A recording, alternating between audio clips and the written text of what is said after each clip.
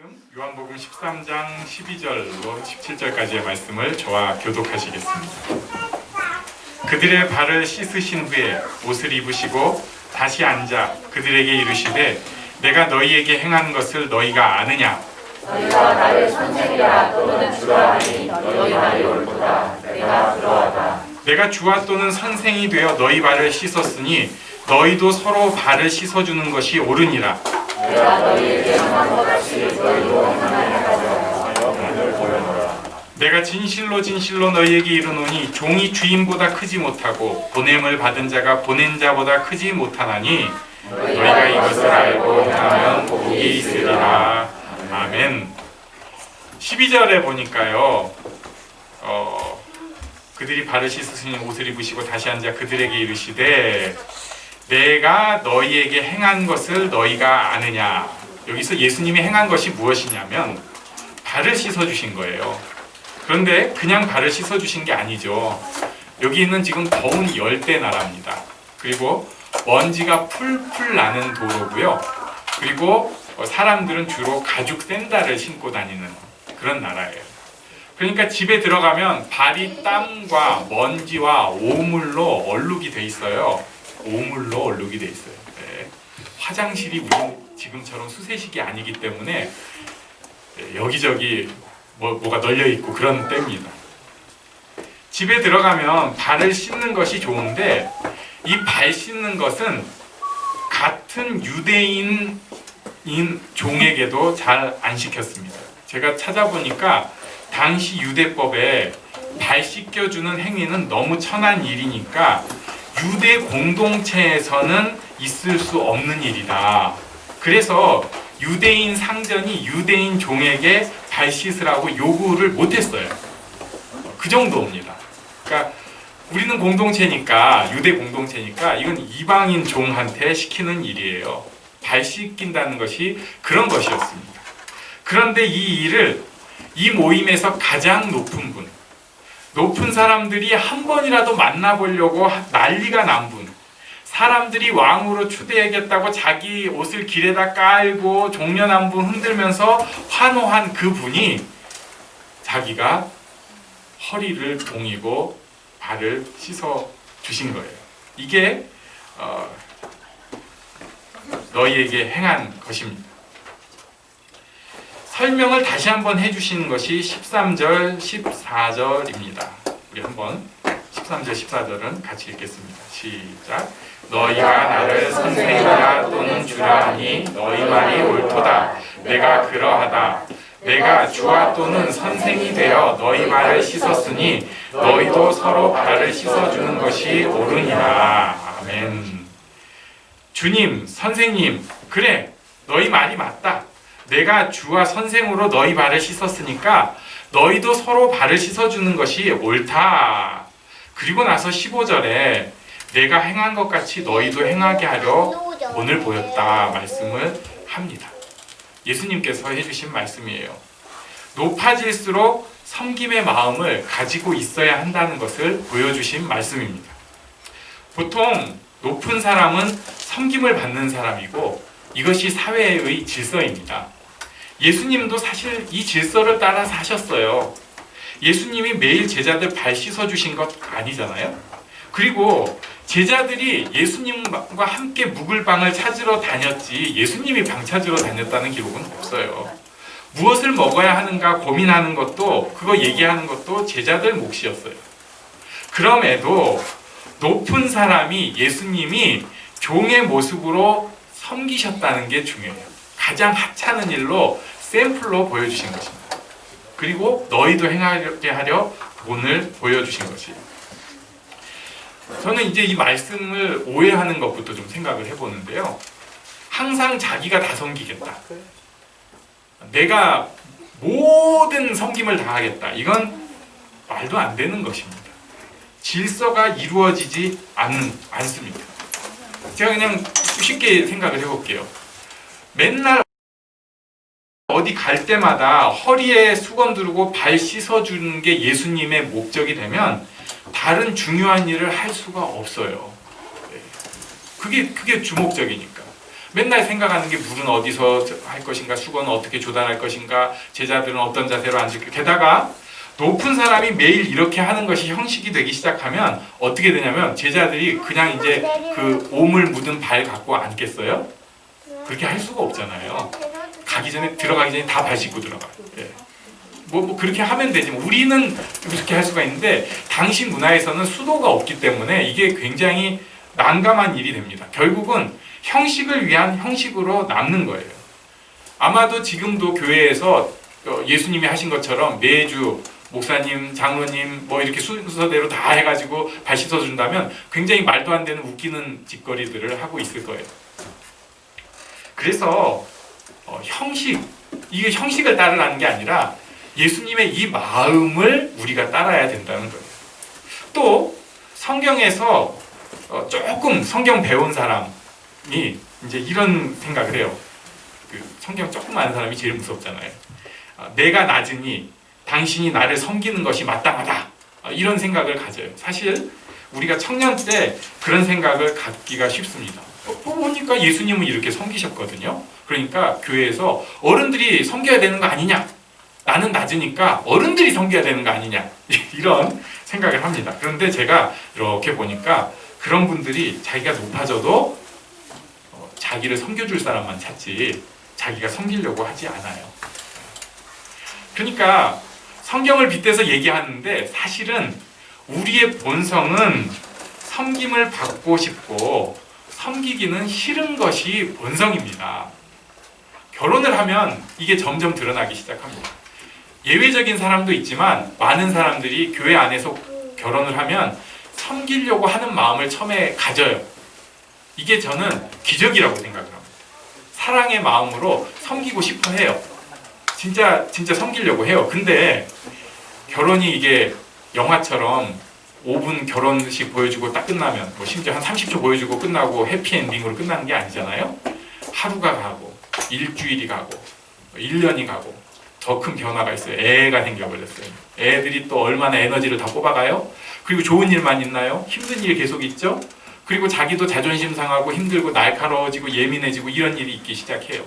그러니까 본성이 드러나기 시작합니다. 본성이 드러나기 시작합니다. 본성은 섬김을 받고 싶고 섬기기는 싫은 것이 본성입니다. 그런데도 예수님은 섬김의 자세로 살라고 강력하게 말씀하셨어요. 섬김을 받고 싶은 사람들, 항상 다른 사람들이 날 섬겨주는 것을 바라고 거기에 익숙한 사람들에게 야, 섬김의 자세를 가지고 살아라! 이것이 예수님의 가르치심입니다. 제가 그냥 아주 쉽게 생각을 해봤어요. 이게 절대적으로 맞지는 않지만 식당을 갔습니다. 음식을 막 날라주고 정신이 없죠. 그럼 우린 보통 앉아서 서빙을 받습니다. 그런데 내가 여기서 섬겨야겠어. 그래가지고 갑자기 일어나서 자기가 서빙을 하겠다고 식당을 헤매고 다니기 시작하면 굉장히 민폐예요. 그냥 앉아 있어주는 게 고맙지. 거기서 뭐 밀고 다니고 뭐 나른다고 하다가 쏟고 엎고 막 부딪히고 가만히 섬김을 받는 게 기본이에요, 이게. 그런데 문제가 생겼습니다. 아니 왜 우리 자리에만 깍두기가 안 나와요? 이거 굉장히 기분 나쁘다. 그러니까 그때 순간 회사에서도 날카로웠어. 마땅히 섬김을 받기만 하는 사람은 바로 이렇게 나오는 거죠. 아줌마! 그 깍두기! 아이고, 너무 본성이 나왔네. 네. 섬김의 마음을 가지고 있는 사람은 그렇게 안 해요. 이렇게 내가 섬겨줘서 고마운데 깍두기가 빠졌구나. 그래가지고 그걸 어떻게 이제 자기식으로 부드럽게 표현을 하겠죠. 또 너무 미안해갖고 수줍어하는 사람은 깍두기 안 갖고 먹는데 그건 또 아닌 것 같아요. 네. 잘 표현을 하는 거예요. 집에서도 그렇습니다. 사실 집안 일이라는 것은 같이 나눠서 하는 게 맞아요. 그런데 이게 어쩔 수 없이 또 사회적 현상으로 아직도 그런 게 있고 또 어떤 사람은 능숙하고 어떤 사람은 굉장히 미숙한 경우가 있어요. 그래가지고 미숙한 사람이 갑자기 내가 오늘은 음식을 하겠다. 이것은 이벤트로는 괜찮아요. 또 그 미숙한 사람이 앞으로 잘해 갈 거면 괜찮은데 한 번 하면서 맨날 하겠다는 식으로 하면서 설치기 시작하면 그 섬김이 아니라 민폐입니다. 또 아시잖아요. 요리 안 하던 사람이 요리 한 번 하고 나면 뒷정리가 2배는 더 걸려요. 3배는 더 걸리는 것 같아요. 사실 먹어주기도 힘들 때도 많아요. 그런데 이것을 좀 생각을 해볼 필요가 있어요. 보통 때 마땅히 밥 대령 해라, 설거지 깨끗이 해라, 이게 아니라 고마운 마음을 갖는 것이 섬김의 자세입니다. 오히려 내가 마땅히 할 일인데 내가 미숙해서 당신이 해줘서 또는 부모님이 해줘서 고맙다고 생각하는 거예요. 진심으로 그것을 기쁨으로 고맙게 생각을 하는 거예요. 내가 마땅히 할 일인데. 이것이 섬김의 자세로 사는 것입니다. 제가 아는 한에서는 식구들을 밥 대접하고 설거지하는 거 가지고 괴로워하는 사람은 없어요. 다 좋은 일이에요. 근데 어떨 때 괴로워지느냐? 마땅히 그게 내가 받아야 할 것처럼 누군가가 앉아가지고 타박하기 시작하면 그때부터는 그게 고통스러운 일이 되기 시작해요. 내가 왜 이 짓을 하고 있다.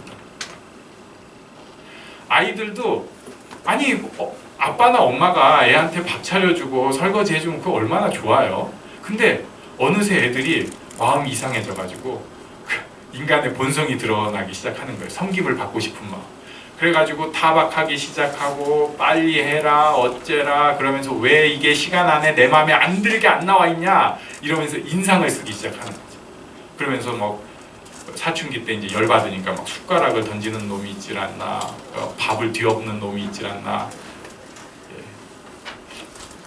제 얘기라 참 민망하네. 이것은 밖에서 아무리 그럴듯하게 하고 산다고 해도 사실은 섬김의 자세를 갖고 있지 않다는 것을 보여주는 것입니다. 자, 이렇게 생각하기 시작하면 고마운 사람들이 하나둘이 아닙니다. 청소해 주시는 분들, 질서 유지하시는 분들, 또 실생활에서 배달해 주시고 또 물건 팔아주고, 아 이거 다 돈 벌려고 하는 거 아니야? 단번에 돈 받으려면 이렇게 해야지. 이게 아니고 내가 다 해야 하고 그래야 내가 누릴 수 있는 일인데 고맙다고 생각하는 것입니다. 섬김의 자세를 갖고 있다는 것은.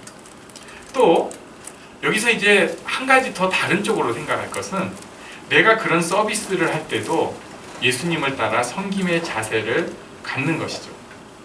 이게 또 쉽지가 않아요.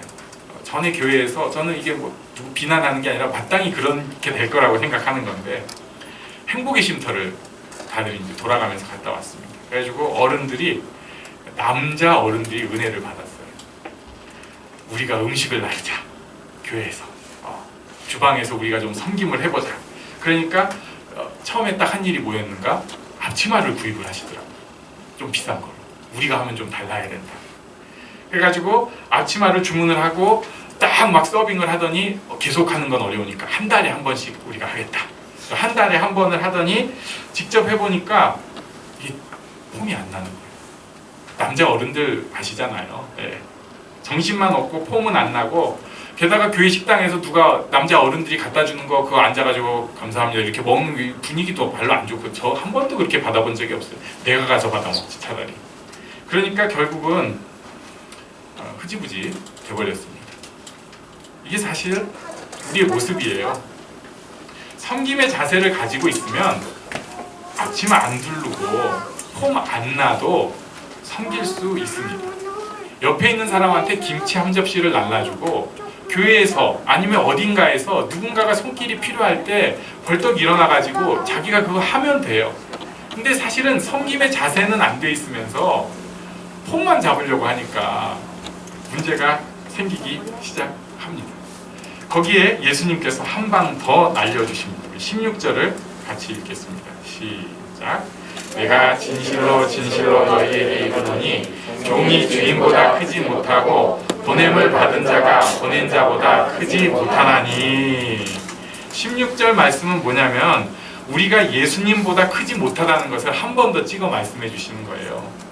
예수님도 하셨는데 예수님보다 훨씬 작은 우리가 뭘 못하겠냐는 것입니다. 섬김은 쉬운 일이 아닙니다. 인간은 자기가 존중받고 싶고 섬김을 받고 싶어 해요. 무시하는 것 같으면 굉장히 기분이 나빠요. 실제로 무시당하면 분노가 쌓이게 되어 있습니다. 너 두고 보자. 그런데 예수님이 어떤 면에서 여기서 제자들이 무시당하는 건 아니지만 예수님의 섬김의 과정의 가장 큰 극치라고 할 수 있는 십자가는 무시의 극한이잖아요. 무시당하는. 예수님이 그런 것을 다 당하셨는데 예수님보다 훨씬 작은 우리가 뭘 분노를 쌓고 기분이 나쁘고 그러겠냐는 거예요.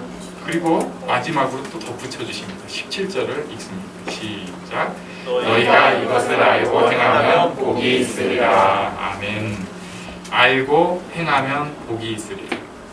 언제나 예수님 말씀을 따르는 사람들에게 주시는 말씀인데 알고 행하면 복이 있습니다.